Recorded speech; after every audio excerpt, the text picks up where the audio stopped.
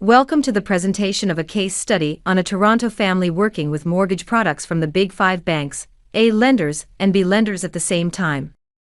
In this case study, we will go through how a family of four in Toronto, Ontario, Canada used mortgage products from RBC, a prime lender, A lender, and a subprime lender, B lender, to upgrade their townhouse into a detached house and increase their net worth by $250,000 in 2020 and 2021. The family purchased a townhouse in 2013 for the amount of $420,000. They financed through RBC for the amount of $340,000. Their down payment was $80,000. The family utilized various prepayment options such as annual lump sum payments and monthly double-up payments. By January 2020, their mortgage was down to $160,000 within less than 6 years. If they did not utilize these payment options, the mortgage balance would be about $290,000 instead. There had HELOC, home equity line of credit, on the mortgage with RBC, which meant when they paid down their mortgage from $340,000 to $160,000, they had $180,000 HELOC to use with RBC. In January 2020, they decided to purchase a detached property with at least 5 bedrooms for the family to grow into. Such property was at least $1.25 million in their area of interest. Their ultimate goal is to have a mortgage with HELOC with RBC. The deposit to purchase a $1.25 million property is $60,000. The family did not have that much cash at the time of placing an offer on the property, so they took $60,000 from the HELOC with RBC. The family did not qualify to obtain a $1 million mortgage with both RBC and prime lender, A lender, while their current residential property is not sold, and they needed to get mortgage approval to purchase the new property. So they worked with a mortgage agent and obtained a $1 million mortgage with a subprime lender, B lender, on a 1-year term. The $1 million mortgage on a $1.25 million property required $250,000 in down payment. The family refinanced their mortgage with a prime lender, A lender, and obtained a new $600,000 open mortgage, Mortgage C, on the townhouse. The value on the townhouse has increased to $780,000 in 2020.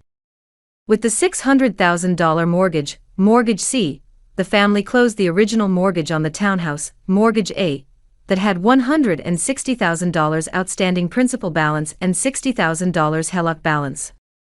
$250,000 was put in as the down payment for Mortgage B, and the family had $130,000 cash left. The land transfer tax on a $1.25 million property is $42,950, and the realtor commission on a $1.25 million property is $31,250. The family also had to pay about $6,000 in legal and administrative fees, as well as $10,000 in mortgage broker commission, 1% on Mortgage B through a broker. Subtract all that from the $130,000 remaining cash, the family was left with $40,000 cash. Before the existing property, townhouse, was sold, they had 1. Mortgage on the new property with subprime lender, at $1 million with 1-year term, Mortgage B.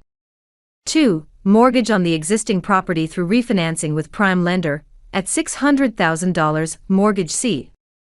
3. $40,000 cash.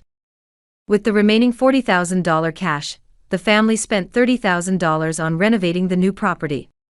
In June 2020, their townhouse was sold for $787,000. With that they closed Mortgage C, $600,000, and was left with approximately $190,000 cash. There was no prepayment penalty because it was an open mortgage. In May 2021, the family had saved up an additional $30,000 cash, making the total cash available $220,000. The family closed Mortgage B, 1-year term, with all the cash available, switched and obtained a new mortgage, Mortgage D, with RBC with $780,000 principal balance and $220,000 HELOC available to start. Here's a summary of the different strategies and financial products they used. 1. Pay down mortgage faster and save on interest with annual lump sum, and monthly double-up payment options. 2. Use HELOC to obtain the deposit for buying a property. 3. Refinance existing mortgage to obtain the cash needed on down payment, land transfer tax, realtor commissions, and legal fees for buying a property.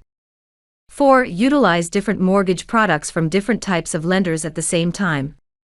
5. Utilize open mortgage to avoid prepayment penalties on short-term plans.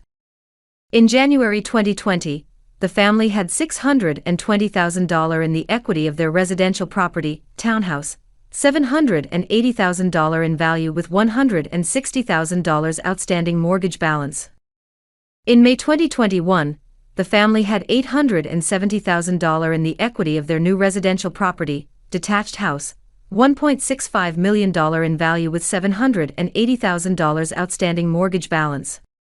A growth of $250,000 in net worth with a better place for the family to grow up in. Thank you for participating in the case study.